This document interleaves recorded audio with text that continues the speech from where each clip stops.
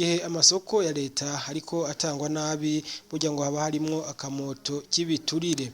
Ibi bikaba bimwe mu bishikirizwa na Dr. Sixte Vinyini Muraba, umukuru w'umugwi w'igihugu wigenga ujejwe agateka kazina muntu, mu gihe uwo mugwi uriko utanga ivyigwa kubaburanira leta mu bijanye n'amasoko ya leta mbere n'ibindi. Ni mu ntara ya Karuzi. Reka rero twumvise Dr. Sixte Vinyini Muraba. Ivy'agateka kazina muntu biri mu migwi myinshi.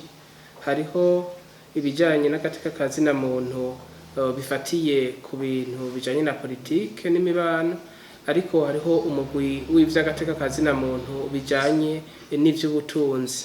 Uno munsi rero ibijanye n'amasoko ya leta biri muri uwo mugwi ujanye n'ubutunzi n'ingene abantu babayeho neza. Nico gituma twatumiye abamubona baserukira bakurikirana inyungu za leta kugira ngo dushobore kuganira uno munsi. Murabizi yuko aba baburanira inyungu za leta baba barize ibijanye n'ubutungane, ariko ibijanye n'amasoko ya leta n'ibintu twokwita ko bidasa neza n'ivyo baba barize, kuko bisaba ko abantu babimenya neza. Nico gituma rero kugira ngo bashobore kuzoburana baburanire leta mu bijanye n'aya masoko ya leta, bisaba ko babanza kunonosora neza ibijanye n'amasoko ya leta. Urumva ko bitandukanye n'ivyo baba barize mu mashuri yabo y'ubucamanza.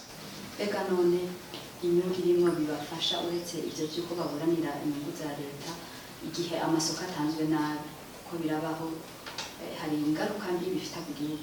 Ingaruka mbi ni nyinshi. Murabizi yuko iyo amasoko atanzwe nabi ni hamwe havugwa ivy'igiturire, havugwa ko amasoko yibwe, kandi murabona ko haciye imisi abatuyoboye ku rwego rw'igihugu n'abandi baza barerekana amasoko yagenze nabi, tukabona ko bibabaje cyane, kandi n'abenegihugu barahahombera, kuko iyo amasoko yatanzwe nabi igihugu gihomba amahera menshi, hanyuma ibikorwa bikaba bito. Nico gituma twese dutegereza gufashanya kugira ngo amasoko ace mu muco ukwiye. Nivyo tuza kuganira, amasoko aronka abayakwiye, hanyuma hageze ko ashigwe mu ngiro hisunzwe amategeko. Nico tuza gushimikirako cyane cyane n'uno munsi. En fait, en affaire d'offres, on doit s'assurer que cela respecte la loi sur les marchés publics.